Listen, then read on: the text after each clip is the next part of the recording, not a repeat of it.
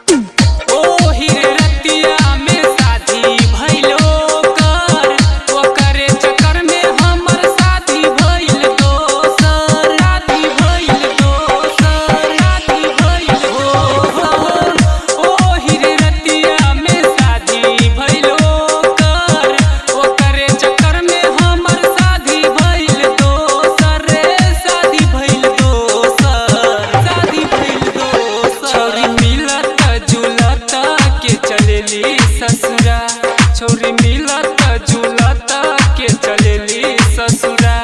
संगे संगे ओकर भैया रखवार की लइका में शोर भइल बा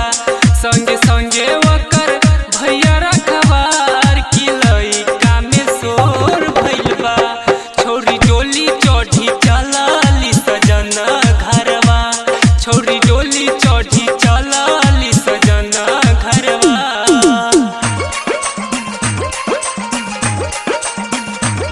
छोरी डोली चढ़ी छोरी डोली चढ़ी छोरी डोली चढ़ी चलली सजना घरवा सोच में पड़ल बाटे देखी सब लइका विनोद से धोखा करके चल गइल ससुरा चल गइल ससुरा चल गइल ससुरा सोच में पड़ल बाटे देखी सब लइका विनोद से धोखा करके चल गइल ससुरा रे चल गइल ससुरा ओ सज धज के चलेली छोरी सैया घरवा सज धज के चलेली छोरी सैया घरवा पवन करता पुला पे इंतजार की लइका में शोर भइल बा पवन करता पुला पे इंतजार की लइका में शोर भइल बा छोरी डोली चढ़ी चलली सजना घरवा छोरी डोली चढ़ी चलली सजना घरवा ओही डोलिया में विनोद के जान की लइका में शोर भइल बा